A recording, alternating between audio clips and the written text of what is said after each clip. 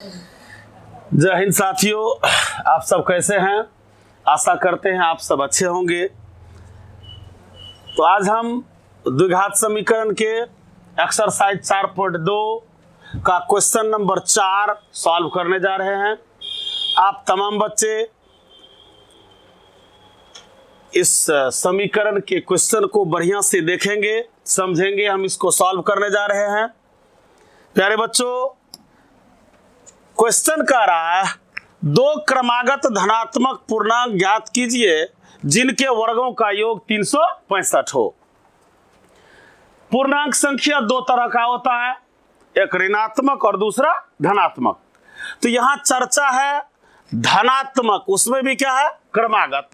मतलब हुआ अगर एक धनात्मक पूर्णांक 50 निकला तो जस्ट बाद क्या होगा, 51। यानी 50 में कितना जोड़ने पर, 1 जोड़ने पर। तो इसी तरह मैं अगर पहली धनात्मक पूर्णांक को x मानूं तो दूसरी धनात्मक पूर्णांक x + 1 होगी। तो प्यारे बच्चों, पहले माना पहली धनात्मक पूर्णांक x, पहली धनात्मक पूर्णांक बराबर x, तो दूसरी धनात्मक पूर्णांक बराबर x + 1। x + 1 इसीलिए किया कि यहां दिया हुआ है लगातार, क्रमागत मतलब लगातार। पहला अगर x है तो दूसरा x + 1 होगा, तीसरा अगर रहता तो x + 2 होता, चौथा रहता तो x + 3 होता। तो प्यारे बच्चों, यहां कहा जा रहा है दो क्रमागत धनात्मक पूर्णांक ज्ञात करें जिनके वर्गों का योग, यानी पहली धनात्मक पूर्णांक का वर्ग और दूसरी धनात्मक पूर्णांक के वर्गों का योग 365। तो यहां लिखते हैं अब अकॉर्डिंग टू क्वेश्चन, पहली धनात्मक पूर्णांक का वर्ग, दूसरी धनात्मक पूर्णांक का वर्ग और इनका योग 365 है। तो यहां x², अब ये दो घर में है, यानी एक है a तो दूसरा है b, और जगह है x + 1 का, तो a + b का होल स्क्वायर होता है a² + 2ab प्लस b² बराबर 365।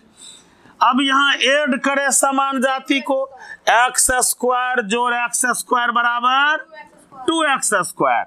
यहां 2 × x करेंगे तो 2x और 1 का स्क्वायर क्या होगा, 1 प्लस 365 आएगा तो क्या होगा, -365 बराबर 0।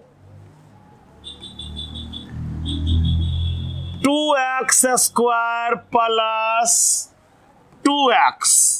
अब यहां देखना है 365 रुपए कर्ज है, 1 रुपए दे दिए तो भी कर्ज बचेगा 364 बराबर क्या होगा, 0। अब इस क्वेश्चन में देखें, सब घर में 2 वाला पहाड़ा है, तो 2 वाला पहाड़ा अगर कॉमन लेंगे तो समीकरण छोटा होगा, x² + x, 2 1 जा 1, 2 8 जा, फिर 2 2 जा बराबर 0। अब ये 2 मल्टीप्लाई है, उधर जाएगा तो क्या होगा, भाग, यानी भाग देंगे 0 में तो क्या हो जाएगा, ये 0। अब ये समीकरण हो गया x² + x - 182 बराबर 0। ये घर 0 में 2 से भाग देंगे तो क्या होगा, 0। अब यहां हमको ज्ञात करना है धनात्मक पूर्णांक, तो इससे 2 विधि से बना सकते हो, एक गुणनखंड विधि से, दूसरा द्विघाती सूत्र के मदद से। तो प्यारे बच्चों, ज्यादा ध्यान देना है द्विघाती सूत्र पर मूल ज्ञात करने के लिए। तो यहां सबसे पहले लिखना होगा a बराबर a क्या होगा, 1, b क्या होगा, 1, और c क्या है, -182। यानी x² के गुणांक को a कहेंगे, x के गुणांक को b कहेंगे, और c अचर पद है जो कितना है, -182। अब यहां सूत्र देना है d बराबर तो आप सबको पता होगा d बराबर बी स्क्वायर माइनस 4ac। अब b का स्क्वायर यानी 1 का square minus 4 into 1 into minus 182।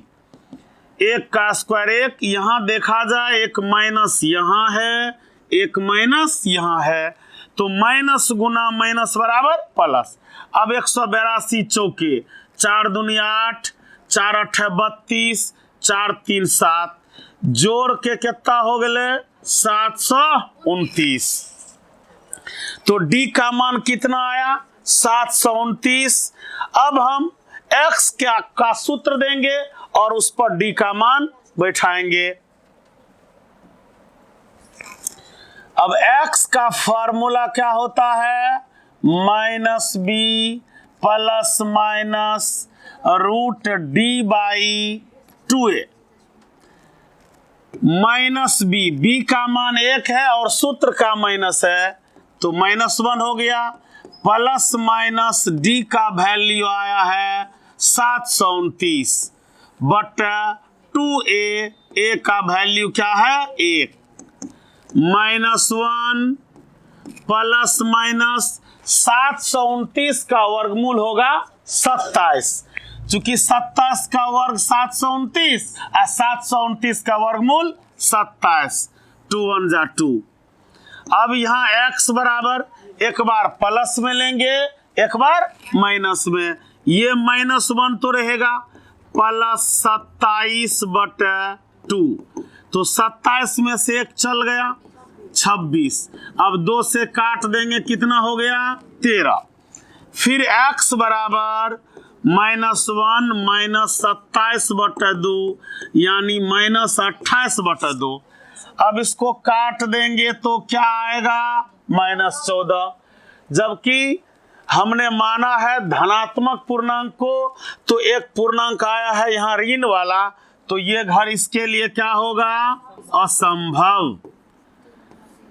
अब हम धनात्मक पूर्णांक जो पहला था उसको x माने हैं, तो यहां लिखेंगे अतः पहली धनात्मक पूर्णांक बराबर x माने हैं, तो x का मान कितना आया है 13।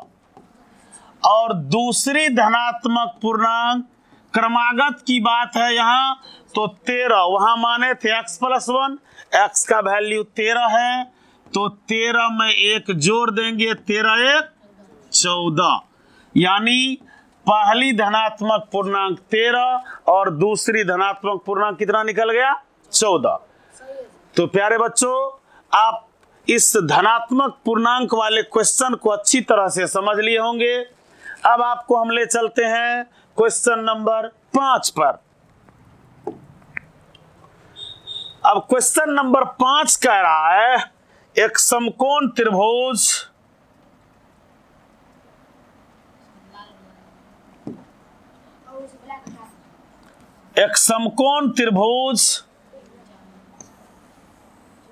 की ऊंचाई, एक मिनट,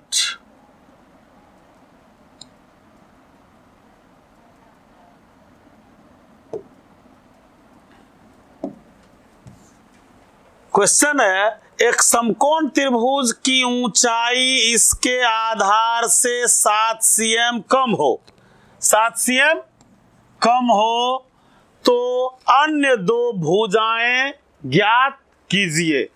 प्यारे बच्चों, चर्चा है समकोण त्रिभुज का।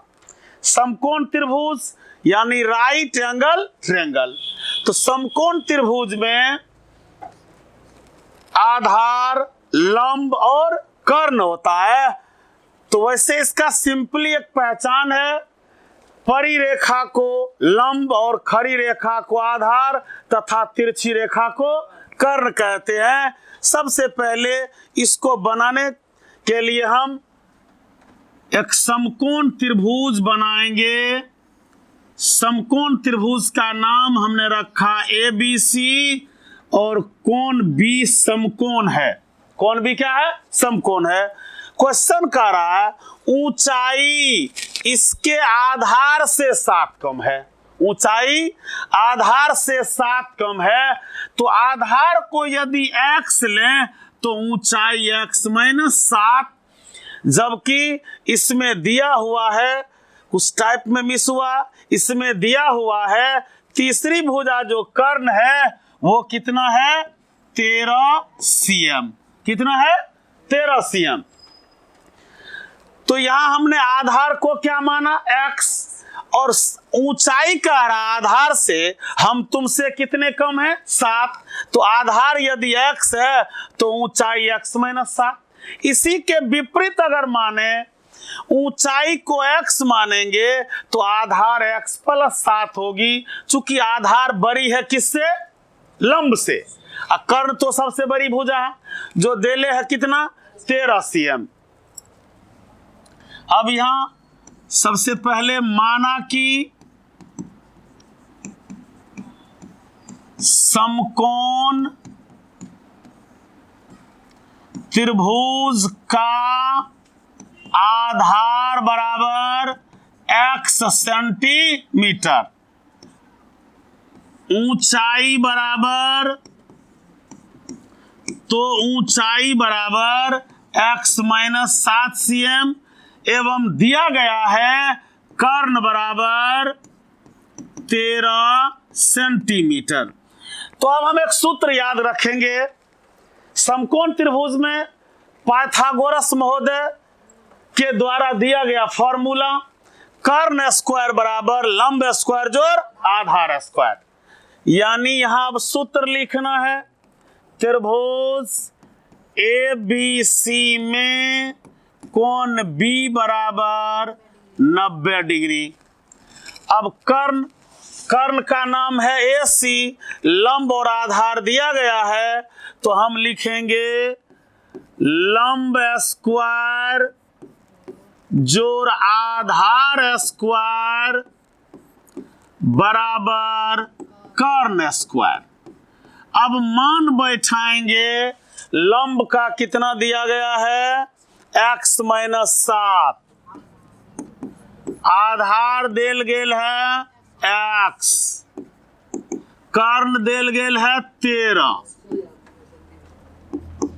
अब यहाँ देखिए आप लोग, ये आ गया a माइनस बी का होल स्क्वायर, यानी a square minus 2ab plus B square, और यहाँ पर सिर्फ x है, उस पर स्क्वायर है तो x स्क्वायर, और 13 का वर्ग तो याद होगा 169।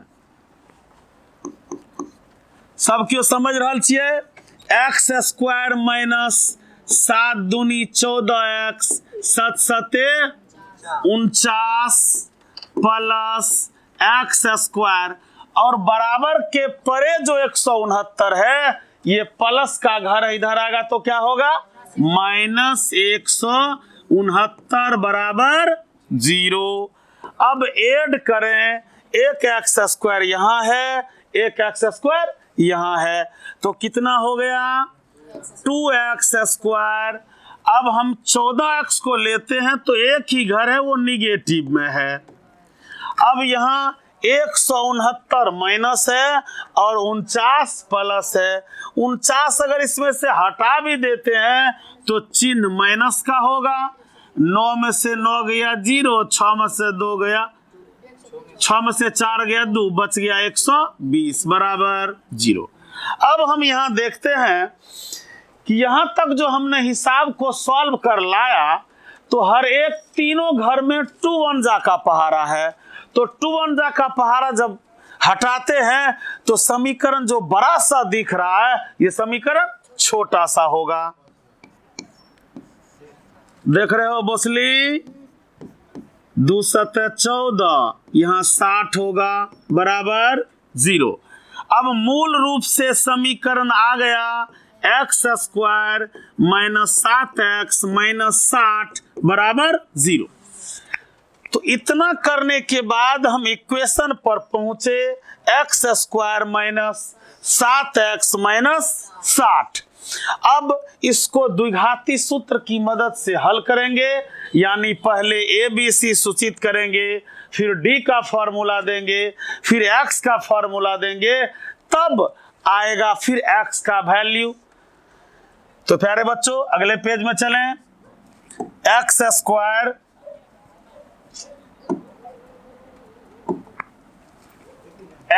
स्क्वायर माइनस 7x माइनस 120 बराबर 0।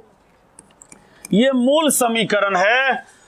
तो यहां सब ध्यान दोगे, ए के मान कतेक 1, बी के मान कतेक -7, सी के मान कतेक -120। देख रहे हैं यहाँ एबीसी की चर्चा बार बार हो रहा है। शायद सब बच्चे एबीसी पहचान लिए होंगे। एबीसी पहचान में आ जाता है तो तुरंत हम सूत्र देंगे डी बराबर बी स्क्वायर माइनस 4ac। 60 दूना 120।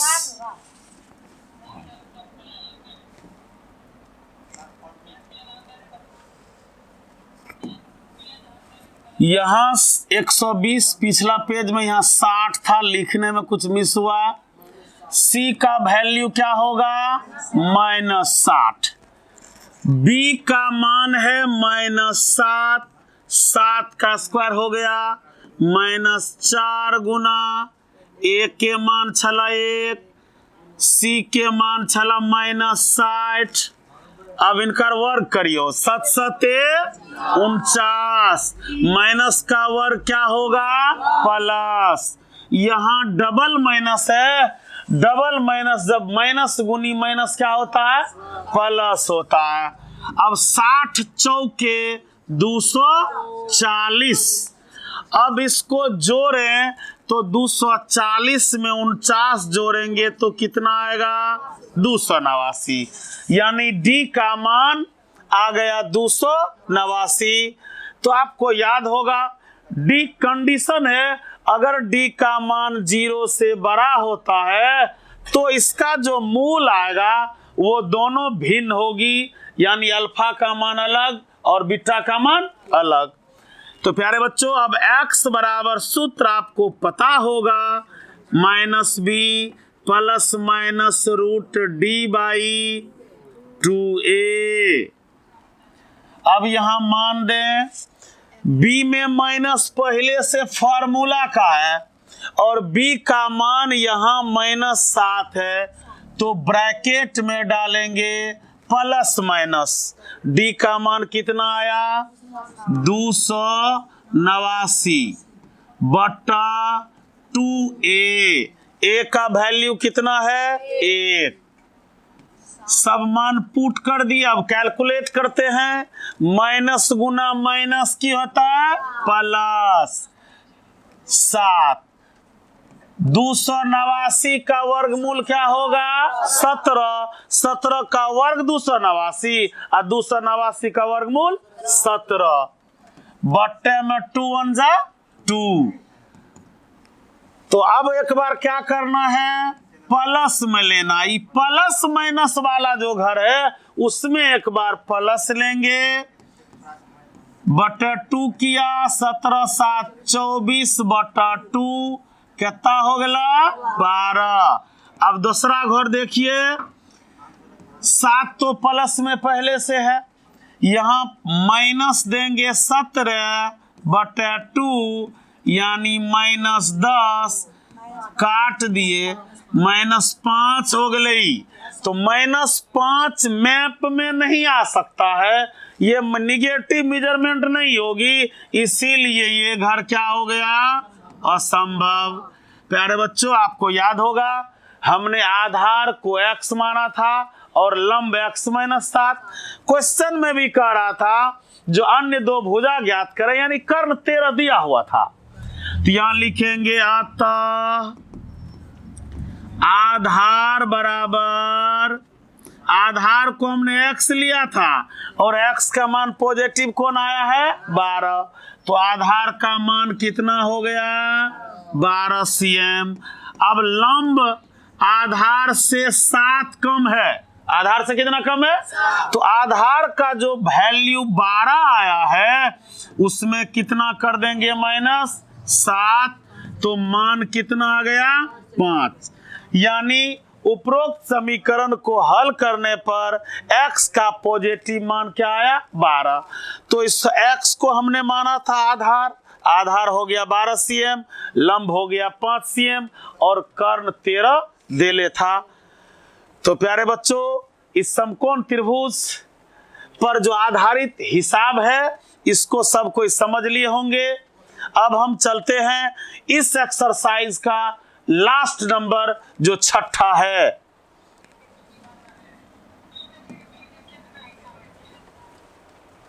यहां देखिए क्वेश्चन नंबर 6।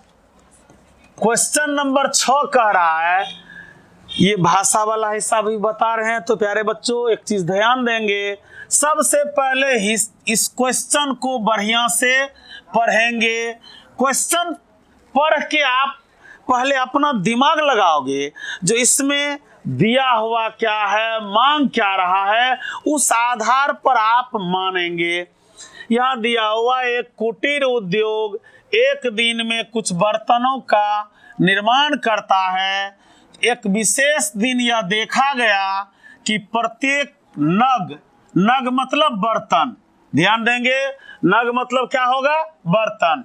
प्रत्येक नग की निर्माण लागत रुपया में उस दिन के निर्माण किए गए बर्तन की संख्या के 2 गुने से 3 अधिक थी। यदि उस दिन की कुल लागत, निर्माण लागत 90 रुपए थी, तो निर्मित बर्तन की संख्या और प्रत्येक नग की लागत ज्ञात करें। तो बच्चों ध्यान से देखेंगे, यहाँ कहा जा रहा है एक खास दिन आता है बर्तन वालों के लिए। वैसे ढेर सारा पर्व है, जैसे दीपावली है, दीपावली में कुछ खास दिन होता है। और हमारे मिथिला में ढेर सारा पर्व है। एक चौरचन आता है जिसमें मतलब बर्तन बनाने वाले जो जाति हैं वो लोग उसको कुछ खास दिन मानता है। उस दिन पर्व से कुछ पहले से ही वह बहुत सारा बर्तन बना के रखता है।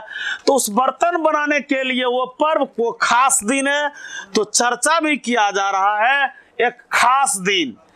क्वेश्चन कह रहा है खास दिन जितना निर्माण किया गया बर्तन जितना बनाया जाता है, तो बर्तन की संख्या के 2 गुने से 3 अधिक थी। मतलब उसका निर्माण लागत में जितना बनाता है। क्वेश्चन का राज एक विशेष दिन यह देखा गया कि प्रत्येक नग की निर्माण लागत उस दिन के निर्माण किए गए बर्तन की संख्या के 2 गुने से कितना अधिक 3। यदि मैं बर्तन की संख्या को x मानूं तो बर्तन का दाम क्या होगा? क्वेश्चन कर रहा है जो बर्तन की संख्या के 2 गुने से कितना अधिक 3। तो x अगर बर्तन की संख्या को मानेंगे तो नग का लागत क्या होगा प्रत्येक नग का? तो 2x प्लस 3, 2x प्लस 3। तो प्यारे बच्चों अब चलें हल पर। माना कि बर्तन की संख्या बराबर x। अब प्रत्येक बर्तन की लागत, प्रत्येक बर्तन की लागत क्वेश्चन कर रहा है जो बर्तन की संख्या के 2 गुने से 3 अधिक है एक बर्तन का लागत। तो बर्तन की संख्या x 2 गुना किया 2x, अब प्लस कितना होगा 3। ये है लागत, मतलब ये हो गया रुपया और ये है संख्या। अब हम यहां लिख रहे हैं जब इतना बर्तन बनता है तो खास दिन कितने रुपए 90 रुपए का बर्तन बनाता है। तो ध्यान देंगे बर्तन की संख्या गुना बर्तन की संख्या गुना एक बर्तन का दाम बराबर कितना रुपए, यानी 90 रुपए जब लागत है तो बर्तन की संख्या में एक बर्तन के दाम से क्या करेंगे, गुना करेंगे, तो कितना के बराबर, 90 के बराबर। ध्यान देंगे, जैसे हमने 100 रुपए का कलम लिया, 100 रुपए का कलम लिया, तो कलम हम लिए 20, कलम कितना लिए 20, अब प्रत्येक कलम का कीमत है 5, तो 20 गुना 5 बराबर 100। तो बर्तन की संख्या गुना एक बर्तन का दाम गुना करेंगे तो उसमें लागत कितना आता है, 90 रुपए। तो प्यारे बच्चों, बर्तन की संख्या हमने क्या माना है, x, एक बर्तन का दाम क्या है, 2x + 3, तो बर्तन की संख्या गुना एक बर्तन का दाम बराबर 90। अब मल्टीप्लाई करें, 2x² + 3x + 90 जो उम्हर छिबुआ, इसको इधर करेंगे क्या होगा, माइनस, बराबर में की बच गया 0। अब इसमें कुछ कॉमन लेने वाली बात नहीं है, तो इंडिकेट करेंगे a बराबर 2, b बराबर 3, c बराबर -90। अब जब ये इंडिकेट कर दिए तो अब क्या लगाना है, d बराबर क्या होगा, b² - 4ac, यानी b का वैल्यू 3 है, 4 गुना a का वैल्यू 2 है और c का वैल्यू -90। 3 तिया 9 माइनस प्लस 4 दूनी 8, 90 8 है 720, यानी d का वैल्यू कितना आ गया, 729। जब d निकल गया तो अब हम क्या करेंगे, x का फॉर्मूला देंगे, x बराबर -b ± √d/2a। अब b का जो मान है यहां रखेंगे और d का वैल्यू कितना आया है, 729 बटे 2 गुना क्या करना है, a का मान। तो देखें पीछे है, यानी a बराबर 2 है, b बराबर 3 है, a बराबर 2 और b बराबर 3, तो a बराबर 2 अब b बराबर 3, तो b के जगह पर b का मान दिए, a के जगह पर a का मान, तो यहां b बराबर 3 था या -3, b का मान 3 था, तो -3 ये रह जाएगा, प्लस माइनस पीछे भी आया है 729, ये वर्ग संख्या है, इसका वर्गमूल 27 होगा, बट्टे 2 दूनी 4। अब आगे की कार्रवाई करें, -3 प्लस लेंगे एक बार 27 बटे 4, यानी 27 में से 3 चल गए, 24 बटे 4 कट के कितना हो गए, 6, पॉजिटिव में 6, फिर एक बार देखा जाए, -3 - 27 बटे 4, यानी -30 बटे 4। जो निगेटिव है तो निगेटिव क्या होगा बच्चा, असंभव। अब हम x का मान हमें जो प्राप्त हुआ है 6, ये बर्तन की संख्या है, किसकी संख्या है, बर्तन की संख्या बराबर कितना है, 6। संख्या ये रुपया में नहीं होगा, बर्तन की काउंट है, 6 हो गया। अब हमको निकालना क्या है, प्रत्येक बर्तन का लागत क्या है, प्रत्येक बर्तन का लागत, प्रत्येक बर्तन की लागत। तो उधर हम जब बर्तन की संख्या को x माने थे तो क्वेश्चन कह रहा था एक बर्तन के दाम बर्तन के संख्या के दुगुने से 3 अधिक, तो बर्तन की संख्या 6 है, के दुगुने से कितना अधिक है, 3, तो बोर्ड मास की तरह होगी। यहाँ गुना है, पहले गुना करें फिर जोड़ें। 6 दूनी 12 प्लस 3, 12 3 15 रुपया। यानी उस खास दिन बर्तन बनाने वाले ने बर्तन 6 बनाया और प्रत्येक बर्तन का दाम 15 था, इसीलिए गुना करेंगे 15 6 के 90, यानी 90 रुपए लागत लगा। तो आपका आंसर हो गया बर्तन की संख्या 6 और प्रत्येक बर्तन का कीमत क्या हो गया 15 रुपए। प्यारे बच्चों, अगर आपको ये वीडियो अच्छी लगी हो तो आप निश्चित रूप से सब्सक्राइब करें। धन्यवाद। फिर मिलते हैं अगले वीडियो में एक्सरसाइज 4.3 में।